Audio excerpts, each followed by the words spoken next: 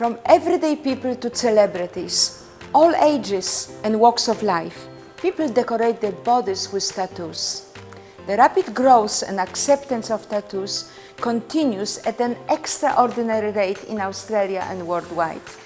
Understanding tattoos from a social and cultural perspective, the way people use their body art to express themselves, took me on a journey to find the motivation and meaning behind tattoos. The ink on people's bodies is often far from skin deep. Tattoos can be a window to the soul. Welcome to the stories behind tattoos.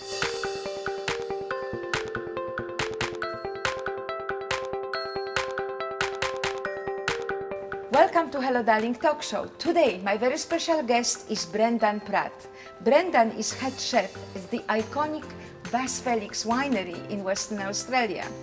His international experience includes positions with Michelin star restaurants, the Fat Duck and the Ledbury in the UK.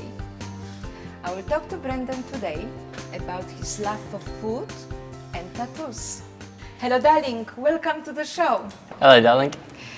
Brendan, thank you for taking your time. I know how busy you are. Please tell me about your childhood and about growing up. Where did you grow up? Well, I was born in Perth, in Western Australia, and lived in North Fremantle with my parents. And roughly about 5, we moved to Goa in India. Yeah, and we were there for a little while, and that was a really sort of substantial part of my childhood. And I think that's probably kind of what opened me up to life and understanding and food. Okay, so in the age of 5, how long did you live there for with your family?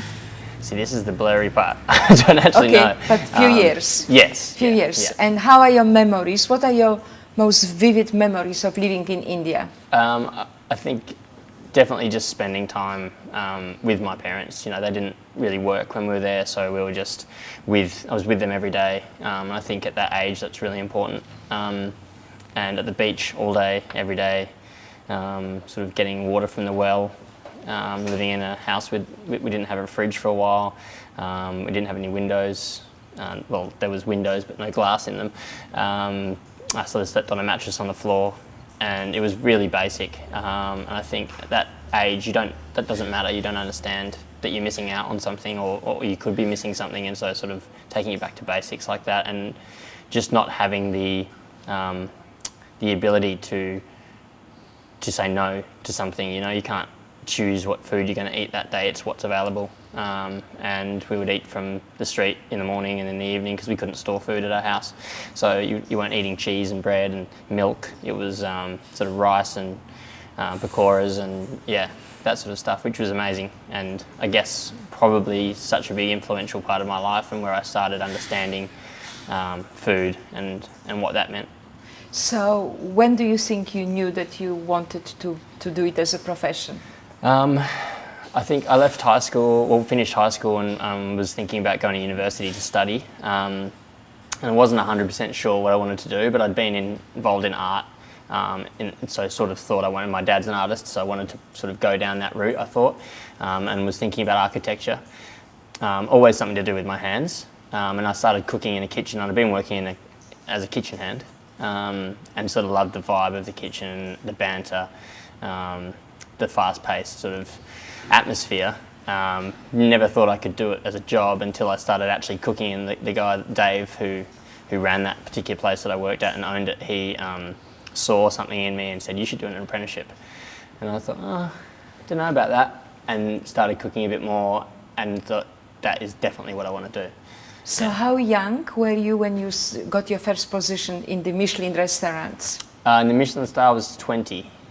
I moved to London, finished my apprenticeship, and was lucky enough to sort of get in contact with a few people that were quite influential in Australia at the time through Chris Taylor, who was my boss and was very good to me. And he said, if you want to go and want to do anything in this world, you need to go and cook at the best, because why would you not do anything else? And so at the time, the Fat Duck was number 2 in the world. and number one was El Bulli, but you had to speak Spanish to work there, so that threw that one out of the... Fantastic. So how is your Spanish? ¿Parlo español? No good. That's why I couldn't work there. Okay. So I couldn't work there because I couldn't speak Spanish. So so I chose the Fat Duck, and I'd always been inspired by Heston and what he was doing. So I thought, you know what, give it a go, and I was lucky enough to be able to work there. Looking back now, with your experience as a little boy in India, then London, and now living in Margaret River. First of all, what brought you to Margaret River, and how will you compare the lifestyle, living cultures, and everything in few sentences? Well, what brought me to Margaret River was the job at Vasse Felix. It's kind of widely known in the hospitality industry, or the chef world, I guess, as like the job that you want. Amazing company, good work-life balance, ability to cook good food and be in a good area, a good sort of atmosphere, but still have good balance as well, which is something that you normally have to, you know, if you want to cook high-end food as a chef, you normally have to work 100 hours a week. So that definitely enticed me. So I was lucky enough to get the position. And in terms of Margaret River comparison in culture-wise, I think what I remember and what I loved about living in India at the time, especially in the early 90s or late 80s, was the relaxed atmosphere, the lifestyle, the beaches, and the simplicity of it. And I think that's what me and my family, my wife Courtney and my two daughters, we love about living in this region as well, is the simplicity and the laid-back lifestyle that we just get to enjoy every day. And creativity that comes with it. Yes. Because when you relax, you're more creative. Yeah, exactly. Yeah. Beautiful. Yeah. Another question. If I was to ask you about your favorite dish, what's your most favorite dish you ever cooked and you always would love to cook, or you ever ate? That's a hard one. All right, 3 dishes. I think my favorite thing to eat is ramen. Japanese ramen, the noodles. I've been to Tokyo. Coming from India and London, you love Japanese. Yeah, I know. Yeah. Okay. It's a strange thing to Yes. understand. But noodles, anything with noodles in it is, for me, that's what I love to eat. Yes. I don't attempt to cook it. I'd rather eat something made by a professional. As much as I'm a professional, that's not my style. So So definitely a highlight of my life has been going to Japan a couple of times and being able to eat some of the best ramen from over there. As you can see here. Oh well, I didn't touch on Japan. We'll come to it in a moment. Yes. But I think to cook, it's just anything that I can really feel in touch with and connect to. Not anything in particular. I just love cooking good produce, quality produce, being able to look after it, and go from there. Produce in Western Australia, it's heaven. Margaret River. Margaret River, yeah, we're super lucky. Yeah. Beautiful, breadbasket of produce. Yeah. Another question. The food, the celebration of food worldwide, not in Australia only, is pandemic in a best way. What do you think it is? Why do you think people suddenly, over the last years, are celebrating cooking food as much as they do? That's a good question. I think it's something that everyone can relate to. It's something that everyone has to do, everyone has to eat. And I feel like if you can enjoy what you're eating, and if you enjoy every meal that you eat, surely you're a happier person. And everyone wants to be a happier person. And it brings people together. And it brings people together. So, and that's probably the best part of our job, is to be able to do something that people love and can get together and have a good time, and it sort of creates the medium in which people can then enjoy themselves and celebrate and have a good time. And of course, worldwide pandemic. Yeah. I think, what do you think, increases the urge for it? Definitely. Because sometimes people cannot go out as much as they would or could. So the home cooking becomes a feature. Yes, and then the home cooking becomes a feature, and I guess with the way the world is at the moment with internet and accessibility to instructional videos or something like that, people can get access to information and to be able to do something, maybe put themselves on a limb and cook something they wouldn't normally cook, but you can have some guidance from some professionals online or something like that you might not otherwise have access to. And obviously that sort of need for that has increased a lot over the last 2 years and what's been going on. And lots of chefs, I guess, have been getting online and doing videos about cooking. And I watch a lot of them. So, and if I can learn something from them, I think everyone can. So, It means there's some good stuff to yeah, watch. there's definitely some good stuff. Brendan, completely change of topic, but I can't take my eyes off it, and this is one of the main reasons we're sitting together. Your love for tattoos. Yes, yeah. I'm looking in our program for the meanings behind tattoos, and I'd love to ask you about your tattoos journeys, meaning behind. When was your first tattoo? My first tattoo was when I was 18. This one's on my shoulder. Camera stop, we're going to take a shirt off. And what is it? This one it's a Southern Cross. Okay. So it's something that I guess at the time was an important thing to me. I was about to go travelling, wanted to keep a part of my country and memories from home. I knew I was going to be away for a while. I didn't come. I think I was away for 5 years or something. So I wanted to just take something with me. But now I think I'll probably cover it up.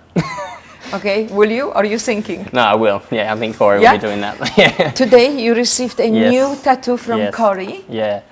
May I ask what's the tattoo represents? This one's an Ichiban headband, which is in Japanese culture. It's Ichiban means number one, and we, all the boys at work, all the chefs, we were lucky enough to be awarded number one restaurant in Western Australia this year. Congratulations. Or last year, sorry. Yes. We were really proud, and it's such a big achievement. And for us, we're just super stoked. And we made a bit of a pact going into the awards night, where they released the top 50 and they announced the top 50. And we thought maybe we might get in the top 10 or something. And we all joked that if we got number one, we would go and get a tattoo. So how many of you are getting tattoo? I think there'll be 6 of us. 6 of you. And I'm the first one, so the guys have got it's on you.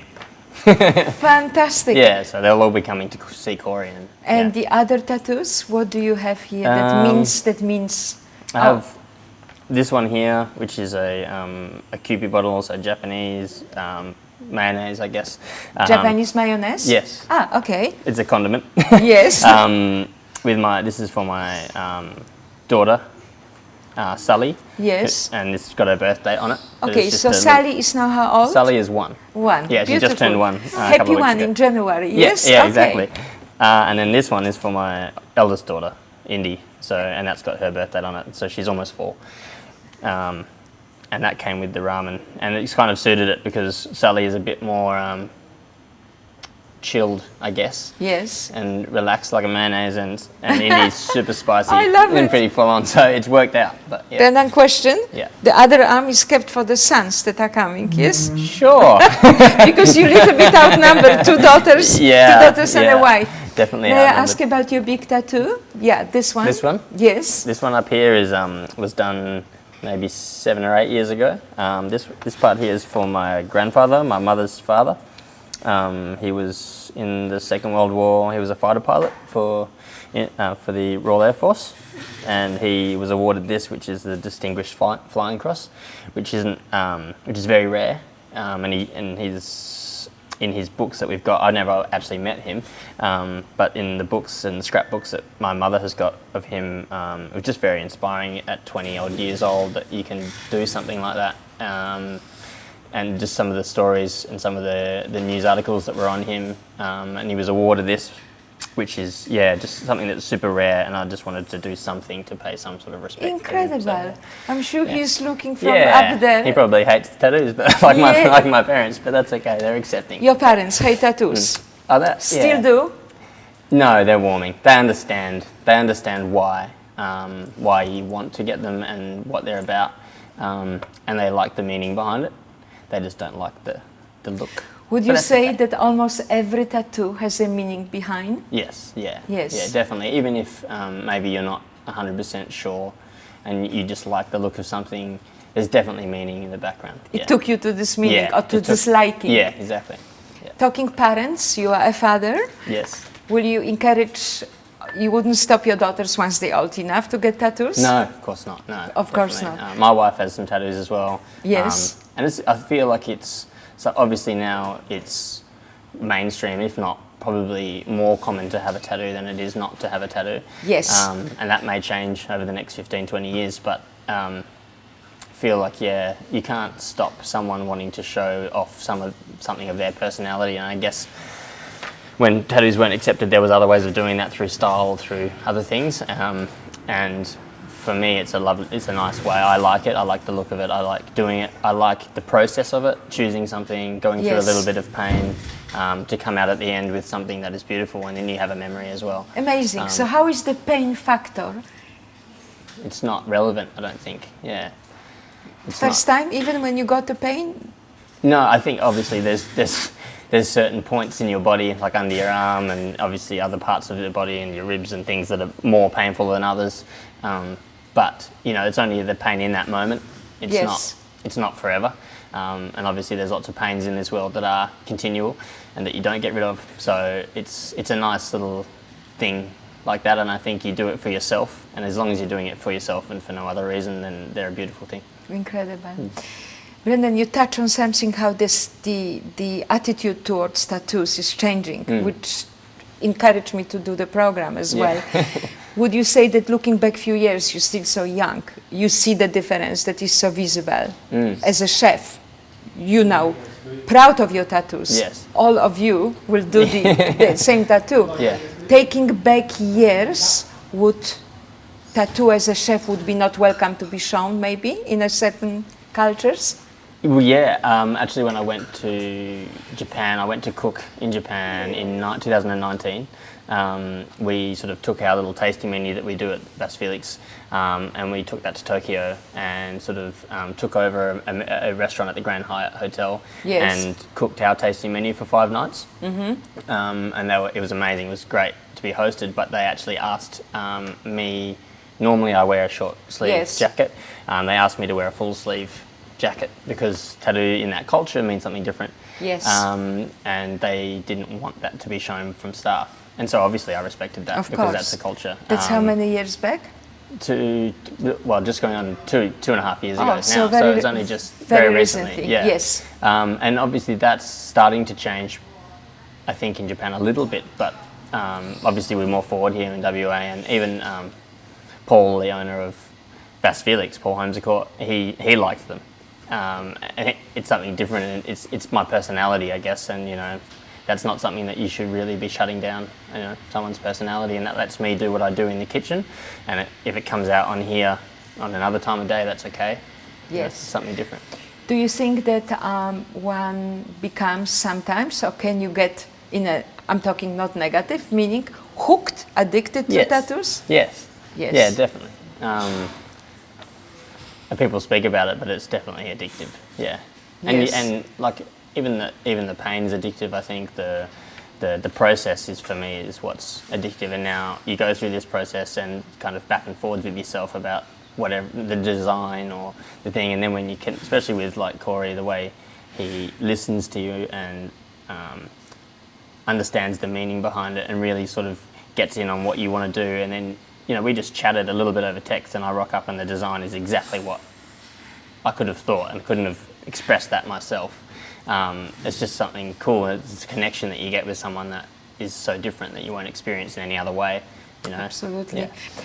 Brendan, when do you see Brendan in 10 years' time? Ooh. In Margaret River. Yeah.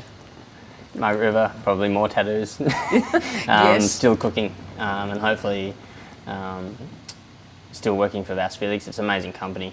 Super lucky to get to work for them, and constantly evolving, constantly pushing, and just the next few years is crazy what's planned and what's coming for them and the company, and to be involved in that special. So hopefully, yeah. It's just completely off the track. When you come home after work, who is cooking?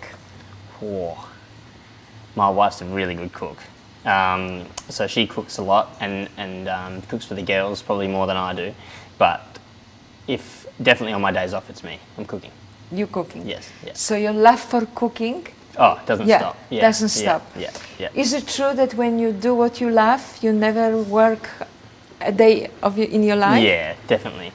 I was actually just speaking earlier with the crew, and it's just something that we're so lucky. We have such a good team, at work, and the whole venue, the back of house staff, the office crew, we all buy into this great culture, and when we protect that culture, and everyone really loves it. And so going to work, we just have so much fun every day. Obviously it's tough and we work hard, but when you're working with people that are in the same situation, that believe in the same thing, you're all there to help each other, and that's sort of so meaningful when coming to work every morning for each other, to make each other's lives easier. You're not there for yourself, so it's a pleasure, and I look forward to going to work every day, which is special. Beautiful. Brendan, I traditionally give my guests at the end of my show a magic wand. Aha! Okay. Yes. And I give you 2 wishes. The magic wand has 2 wishes, one for yourself and one for the world. What would be your wish for yourself? Wow. I've been very lucky my whole life to live comfortably and happily, and really just look forward to the next day and not have too many troubles. And I would probably just wish for happiness, just to continue that. Wanting things isn't a bad thing, and I think working for those makes you really, really respect them when you get it, whatever that may be, whether it's time or family or, and I don't think I could really ask for more. I've been super lucky. So just happiness and health. Beautiful. And for the world? Probably the same, happiness and health. Thank you so much for being on my show, and I'm looking forward to come and have a meal in Vasse Yes, Felix. you have to, yeah, please. And best of luck Thank you. with everything. Thank you. Thanks for having me. Much. Cheers. Thank Thank you you. for your time.